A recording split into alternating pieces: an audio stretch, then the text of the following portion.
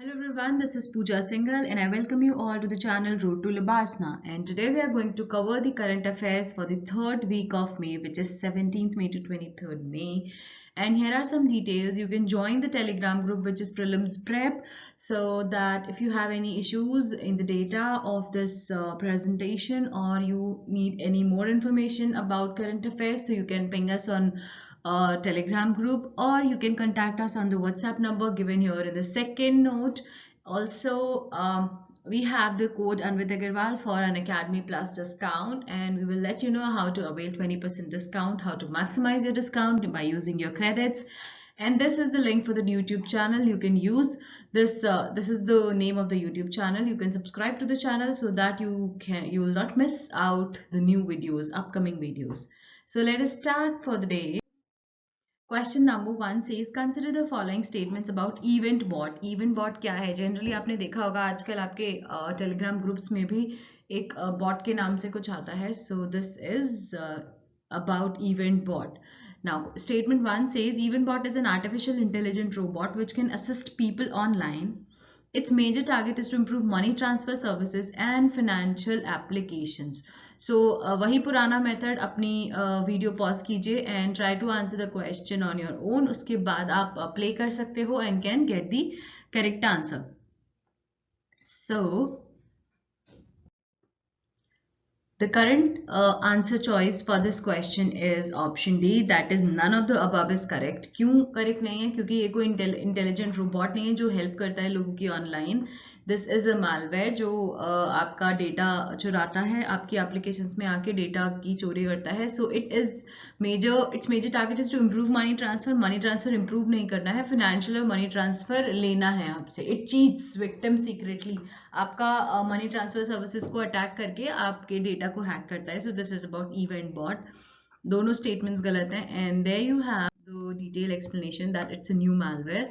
और जो ये हमारी Computer Emergency Response Team India है, इन्होंने वार्निंग भी इशू की है इसके अगेंस्ट. ये आपका money transfer services, financial applications, ये सब ट्रैक करके आपके डेटा को अटैक करता है. Moving on to the next question for the day, it says recently a new super earth planet has been discovered. Consider the following statements about this. नया जो super earth planet है इसके बारे में कुछ statement है. पहला क्या है? ये exoplanet है. दूसरा बोलता है it is visible directly by the telescope and is discovered using gravitational micro lensing technique. कि ये directly telescope से दिखता है और इसको डिस्कवर कैसे किया गया है? Using gravitational microlensing technique के द्वारा इसको डिस्कवर किया गया है. The planet is expected to have a mass between Earth's mass and that of Neptune. जितना अर्थ का मास है और जितना नेपट्यून का है, उनके बीच में इसका कहीं मास एग्जिस्ट करता है. So you need to find out the answer. Make sure pause the video and try to answer. So here is the correct answer. जो लोग भी इनकरेक्ट की वजह से गलत करें, प्लीज मेक श्योर कि हर क्वेश्चन को जब भी आप पढ़ें तो पहले ये स्टेटमेंट पढ़ेंगे, बाद में आप मेन स्टेटमेंट क्वेश्चन के पढ़ें, जिससे आप ये करेक्ट इनकरेक्ट की गलती ना करें, बार बार ना दोहराएं, अपनी हैबिट बदल जाए, आपकी मेन एग्जाम में आपकी गलतियां ना हो. सो इनकरेक्ट इसके अंदर पूछा गया था. So incorrect is second statement is incorrect. It is not visibly easily visible by telescope. Telescope से नहीं दिखता, इसीलिए इसको इस टेक्निक का यूज करके डिस्कवर किया गया, which is gravitational microlensing technique.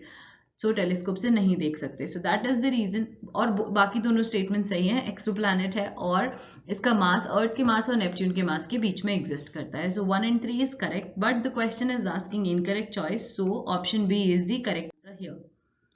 And there you have detailed explanation. आपको यहाँ इमेज में भी दिख सकता है. और नया सुपर अर्थ प्लैनेट है.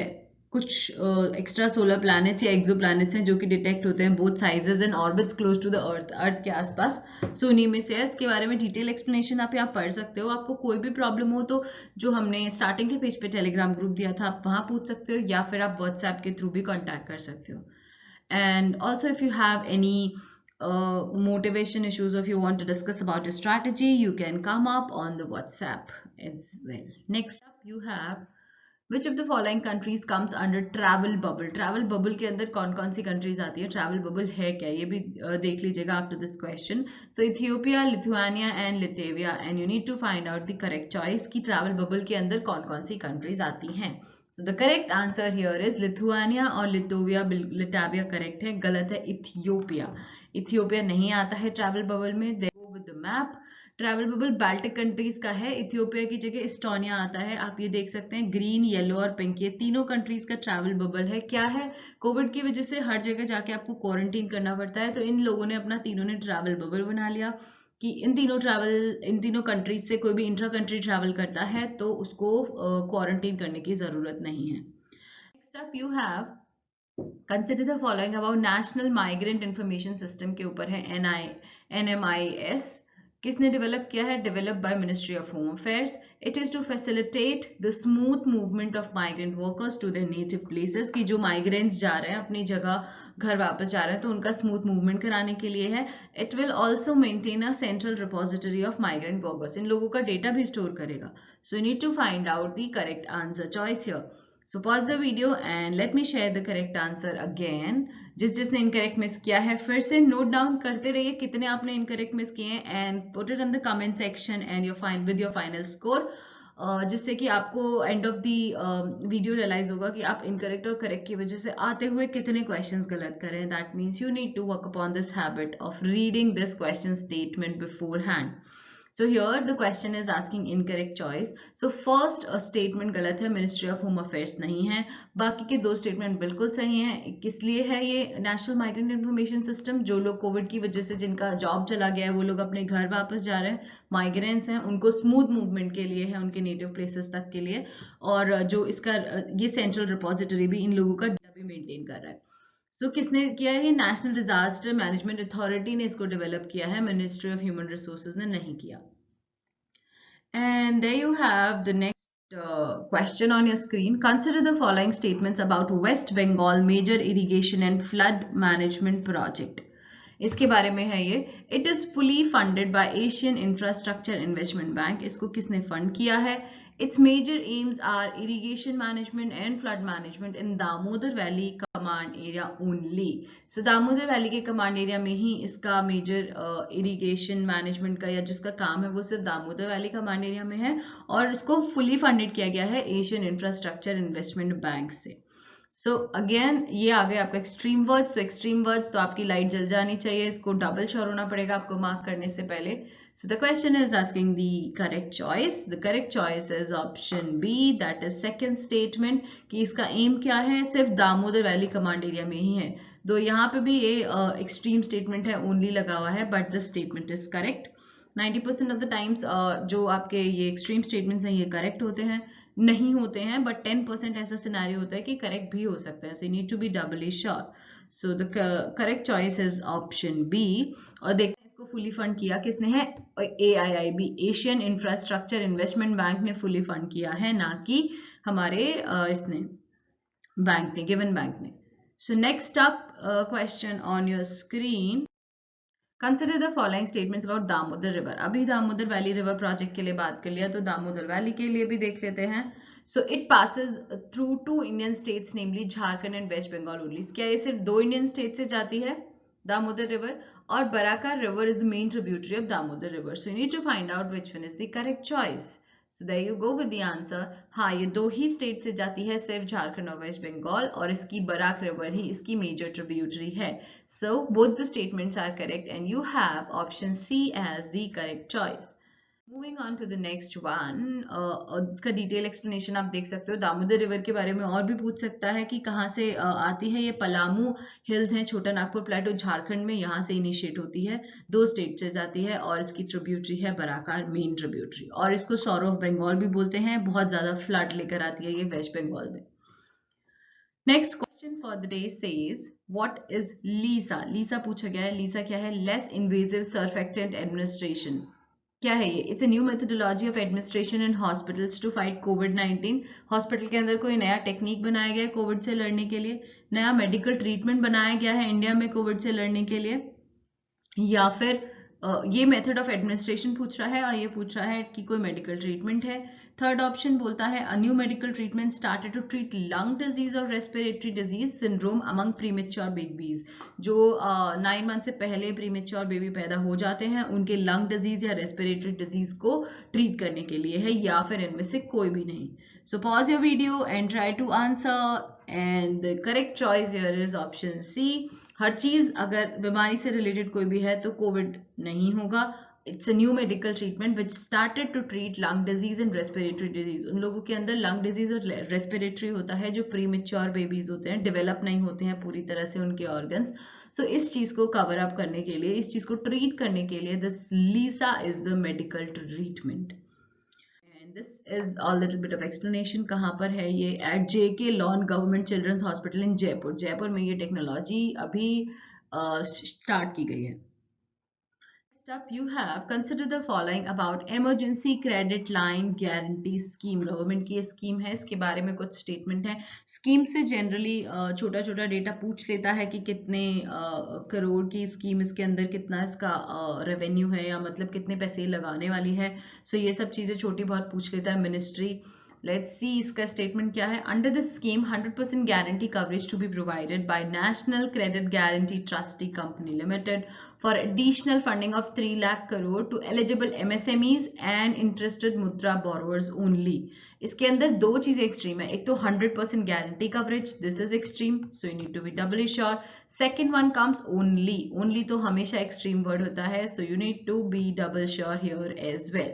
सो सिर्फ MSMEs और मुद्रा बोरोवर्स के लिए ही ये स्कीम है और 100% गारंटी देगी national Credit Guarantee trustee companies के अंदर। सो नेक्स्ट स्टेटमेंट क्या बोलता है? The scheme will applicable till 31 अक्टूबर 2020। बस इतने से दिन के लिए, सिर्फ 31 अक्टूबर तक ही एप्लीकेबल है। So need to find out the correct choice here and there you go with the correct answer. The correct answer is both. दोनों स्टेटमेंट बिल्कुल सही है। इतना एक्सट्रीम होते हुए भी ये स्टेटमेंट सही है और सिर्फ कोविड की वजह से ये अभी खत्म हो जाएगी। कोविड के चलते ही ये स्कीम लगाई गई है कि जो MSMEs को लॉस हो रहा है ज्यादा, या मुद्रा बोरोवर्स जो हैं उनको ज्यादा लॉस हो रहा है इस चक्कर में इकोनॉमी स्लो डाउन की वजह से, तो उन लोगों के लिए 100% क्रेडिट गारंटी स्कीम लॉन्च की गई है and it is valid till 31 October 2020। Next question, it's a detail explanation. थोड़ा सा एक्सप्लेनेशन है। किसने दिया है? यूनियन कैबिनेट ने अभी रिसेंटली अप्रूवल दिया है इसके लिए, इसीलिए ये न्यूज में था। Next question says Dibru-Saikhowa National Park is bounded by which of the following rivers? कौन कौन सी रिवर से बाउंडेड है Dibru-Saikhowa National Park? Brahmaputra river, Dibru river या Lohit river? Need to find out the correct choice. So pause the video and try to answer it. Here the correct choice is 1, 2 and 3. All three rivers, ये तीनों rivers से bounded है Dibru-Saikhowa river, Brahmaputra, Dibru और Lohit. So देख लेते हैं कौन सी side है। So this says, अभी ये न्यूज में क्यों था? क्योंकि ऑयल इंडिया लिमिटेड की में से कुछ लीकेज हुआ था असम में, जिसकी वजह से बहुत सारी वाटर बॉडीज कंटामिनेट हो गई थी और ये जो दिब्रू-साइखोवा नेशनल पार्क के अंदर पानी जो आता है बह के, वहां बहुत सारी वाटर बॉडीज कंटामिनेट हो गई थी। सो इस दिब्रू नेशनल पार्क ये क्यों इंपॉर्टेंट हो जाता है? It's national park in Assam located in Dibrugarh district and Tinsukia district के अंदर है एंड इसको बायोस्फीयर रिजर्व कब मिला? 97 में मिला। और ये देखो ब्रह्मपुत्र और लोहित रिवर्स इसके नॉर्थ में है और दिब्रू रिवर इसके साउथ में है। So moving to the next one, it's about प्रधानमंत्री मत्स्य संपदा योजना, PMMSY। योजना तो पुरानी है ये, लेकिन देखते हैं इसके बारे में क्या था न्यूज में। सो स्टेटमेंट 1 बोलता है it will be under 2 components, namely central sector scheme and centrally sponsored scheme. The scheme is about bringing blue revolution के लिए है ये। नोडल मिनिस्ट्रीज कौन होंगी इसके लिए? Ministry of Fisheries, animal husbandry and Dairying, ये मिनिस्ट्रीज की नोडल मिनिस्ट्री है। So you need to find out the correct answer here. ये सबसे पहला स्टेटमेंट बोल रहा है सेंट्रल सेक्टर भी है और सेंट्रली स्पॉन्सर्ड भी है। So pause the video and make sure कि आप गलती ना करें, सिली मिस्टेक्स नहीं होनी चाहिए। So here the correct choice is, it's asking the incorrect one. Correct incorrect वालों का गलत हुआ है तो अपना अकाउंट बढ़ा लीजिए। सो इनकरेक्ट पूछा है और इसके अंदर से कोई भी इनकरेक्ट नहीं है। D is the correct choice. ऐसी ये पहली, मुझे तो मैंने जितनी स्कीम्स देखी हैं, for me this is the first scheme जो कि सेंट्रल सेक्टरी की तरह भी इम्प्लीमेंटेशन हो रही है और सेंट्रली स्पॉन्सर्ड भी। जनरली आप स्कीम देखते हो या तो सेंट्रल सेक्टर ही स्पॉन्सर्ड करता है या फिर सेंट्रल सेक्टर स्कीम होती है या फिर सेंट्रली स्पॉन्सर्ड स्कीम होती है। इसके अंदर दोनों तरीके से इम्प्लीमेंटेशन हो रहा है और ब्लू रेवोल्यूशन लाने के लिए related to fisheries, animal husbandry and dairying. So nodal ministry भी यही है इसकी। You can have the detail explanation यहाँ पे। इसके अंदर 2 कंपोनेंट्स हैं, सेंट्रल सेक्टर और सेंट्रली स्पॉन्सर्ड। ये थोड़ा इंपॉर्टेंट पार्ट हो जाता है, important in the sense tricky part है, ऐसी चीज जो कि ट्रिकी है, आप आइडिया लगा के नहीं गैस कर सकते कि दोनों हो सकती है किसी के अंदर। सो ऐसी चीजें जब तक नहीं पढ़ी हो तब तक आप मार्क नहीं कर सकते। सही। सो 5 साल के लिए है ये स्कीम, 2021 से 25 तक के लिए। नोडल मिनिस्ट्री हमने देख ली। एंटायर प्रोजेक्ट सेंट्रल गवर्नमेंट करेगा, और सेंट्रली स्पॉन्सर्ड कैसे है वो ये है क्योंकि नॉन बेनिफिशियरी ओरिएंटेड और बेनिफिशियरी ओरिएंटेड कंपोनेंट्स को अलग अलग डिवाइड किया जाएगा in the fund, in the terms of कि आप उसको फंड कैसे कर रहे हो। Next up, recently National Rural Infrastructure Development Agency has announced that coir geotextile will be used in the construction of roads. Consider the following about coir geotextile. क्या है ये coir geotextile जिसको अभी रूरल इंफ्रास्ट्रक्चर ने बोला है कि roads बनाने में यूज करेंगे? So coir is a 100% natural fiber obtained from a renewable source, the coconut husk. इससे obtain किया जाता है, it's a natural fiber. It's totally biodegradable है and helps in soil stabilization. Soil stabilization में भी help करता है. थर्ड स्टेटमेंट बोलता है it protects against erosion in places like roads and beaches. Roads और बीचेस पे जो सॉइल इरोजन होता है उसमें भी हेल्प करता है अगेंस्ट कि इरोजन ना होने दे. So what is the correct answer for this question? Pause the video and again the question is asking incorrect choice. Just a moment. Yes. So again, it is asking the incorrect choice. So incorrect one is nothing is incorrect. All the statements are correct. जो ये coir जियो textile है, it's 100% natural fibre, renewable source से बना है, biodegradable है, soil stabilization में help करता है और इरोजन के अगेंस्ट भी काम करता है. This is the detail explanation. Coir industry को कोविड-19 की वजह से बहुत ज़्यादा इकोनॉमी स्लो डाउन हुई है, उसमें धक्का लगा है, यूसेज कम हो गया है. सो इसकी वजह से मिनिस्ट्री ऑफ रूरल डेवलपमेंट ने बोला है कि इसको रोड बनाने में यूज़ करेंगे जो रूरल एरियाज में रोड्स बन रही हैं. नहीं, और थोड़े से यहाँ पे इसके जियो टेक्सटाइल के आपको यहाँ पे कैरेक्टरिस्टिक्स दिए हुए हैं, इससे भी रिलेटेड कोई क्वेश्चन बन सकता है कि इसकी कैरेक्टरिस्टिक्स क्या हैं या क्या नहीं है, उनमें ट्वीक करके. सो एक बार ये भी देखना ज़रूरी है.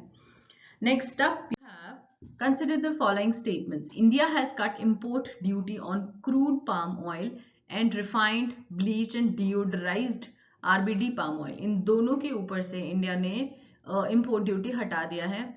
अगला स्टेटमेंट बोलता है India has also moved crude palm oil and refined, bleached, deodorized RBD palm oil from free to restricted list of imports. That means बोल रहे हैं इन दोनों के ऊपर से import duty भी हटा दिया है और इन दोनों को free से restricted list में भी डाल दिया है imports की. So you need to find out the correct one here. And the correct choice is option A. Option A बिल्कुल सही है, इनका import duty हटा दिया गया है. लेकिन option B में क्या गलत है? सिर्फ RBD palm oil को free से restricted mode में डाला है, CPO को नहीं डाला है. So this is the detailed explanation. Import duty हटाया है दोनों पे से, लेकिन RBD ऑयल को फ्री से restricted list में डाल दिया है import की.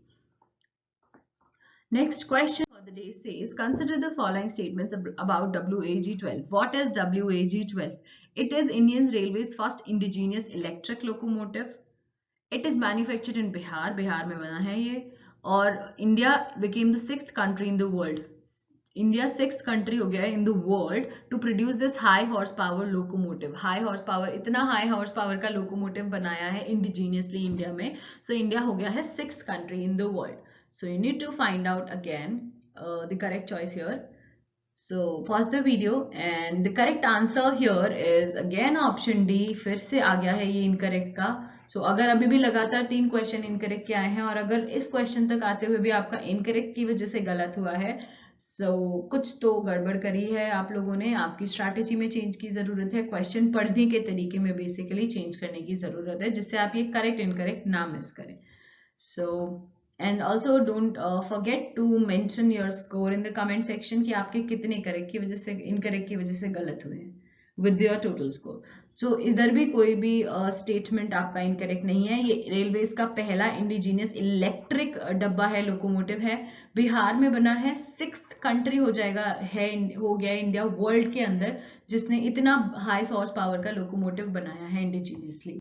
This is the detailed explanation for this question, and if you have some issues or some discrepancies in the data, you can come back to us via the Telegram channel or the WhatsApp number which are given on the first slide itself. Next question today says, Star rating of garbage-free cities. One of the various initiatives which intends to make Swachh Bharat mission as a successful project is launched by. किसने launch किया है? Star rating of garbage-free cities. Ministry of Housing and Urban Affairs, Ministry of Human Resource and Development, Ministry of Health and Family Welfare या Ministry of Rural Development. किसने launch किया है ये आपका star rating of garbage free cities? So the correct choice for this question is option A. Ministry of Housing and Urban Affairs ने launch किया है this star rating of garbage free cities. और इसके बारे में आप देख सकते हो अभी रिजल्ट रिसेंटली अनाउंस हुए हैं 1920 के, और 6 सिटीज को सर्टिफाइड किया गया एज अ 5 स्टार और बाकी के 3 स्टार और 1 स्टार। 6 और 5 जो 5 स्टार सिटीज हैं, 5 स्टार सिटीज के नाम आपको यहाँ दिए हुए हैं और ये स्वच्छ भारत मिशन के अंडर है, उसको सक्सेसफुल बनाने के लिए एक उसका पार्ट है। Next question for the day says what is hanko? Hanko अभी रिसेंटली न्यूज में था, व्हाट है क्या ये hanko? It's a personal stamp seal generally made from wood और प्लास्टिक। एक स्टैम्प है या सील है, एक एंटीवायरस है being developed in Japan in response to the कोविड-19। कोविड-19 के लिए जापान एंटीवायरस बना रहा है वो है, या फिर एक intelligent robot to assisted infected patients, जो इन्फेक्टेड पेशेंट्स को असिस्ट करने के लिए एक आर्टिफिशियल रोबोट बनाया जा रहा है वो है हैंको, या इनमें से कोई भी नहीं। सो the correct answer for this question is option A. ये हैंको एक पर्सनल स्टैम्प या सील है जो वुड और प्लास्टिक से बनता है। ये क्यों न्यूज में था? क्योंकि अभी कहाँ पे ये हुआ है, जापान में जब work from home culture adopt किया गया तो ये सील की वजह से प्रॉब्लम आ रही है कि ये सील की वजह से लोगों को ऑफिस जाना पड़ता है, कि उनका ये ट्रेंड है कि सील के बिना आप काम नहीं करोगे जहां पे भी। सो उस old tradition of Japan is forcing the employees to go to office premises for security reasons. ये सील की वजह से उन्हें ऑफिस जाना पड़ता है, दैट इज वाई जापान को बहुत क्रिटिसिज्म मिला है इसकी वजह से। So this is why it was in news. And moving on to the next question, it says consider the following statements about solarization of Konark Sun Temple. Solarization के बारे में है जो Sun Temple का हो रहा है.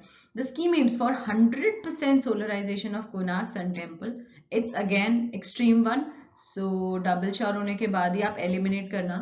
The Ministry of New and Renewable Energy (MNRE) has taken up the complete solarization of Konark Sun Temple and Konark Town in Odisha. So correct answer क्या है इस क्वेश्चन का? डबल चार होना, क्योंकि वो पूछा गया है आपसे, ये एक्सट्रीम वर्ड्स हैं। So here the correct choice is again D. आज का 4th क्वेश्चन है जिसमें इनकरेक्ट पूछा गया है और कोई भी स्टेटमेंट इनकरेक्ट नहीं है। किसी के अगर 4 में से 2 भी गलत हुए हैं इस करेक्ट इनकरेक्ट की वजह से, सो ये चिंता की बात है थोड़ी सी, क्योंकि करेक्ट इनकरेक्ट की वजह से आपको आते हुए क्वेश्चन गलत हो जाते हैं, जो कि बहुत लॉस आपका हो सकता है। अभी भी टाइम है, काफी टाइम है अभी। हैबिट चेंज कर लीजिए, इसको डबल मार्क करके चलना है आपको इन वर्ड्स को, ये स्टेटमेंट पहले पढ़नी है। सो इन दोनों में से कोई गलत नहीं है, 100% वाला बिल्कुल सही है कि इसका कोनार्क सन टेम्पल और उड़ीसा का कोनार्क टाउन का सोलराइजेशन किया जा रहा है, 100% solarization. This is the detailed explanation, and again the same thing, if you have any issues you can come back to us via Telegram or WhatsApp. Next question on your screen says sonic boom was recently seen in news. क्या था sonic boom? A loud sound which emanated from Indian Air Force test flight से निकला हुआ कोई sound, और spacecraft recently launched by Air Force, कोई नया spacecraft का नाम है जो launch किया गया है, या दोनों चीज या फिर कोई भी नहीं। So the correct answer for this question, it's a loud sound which emanated from Indian Air Force test flight. बहुत heavy sound हुआ था Indian Air Force की test flight से, so वो sonic boom था। This is the small explanation. कहाँ पे सुना गया? ये बेंगलोर में सुना गया है। Next question on your screen says 2 alternative dwarfing genes RH14, RHT14 and RHT18 are genes of, किस चीज के हैं ये?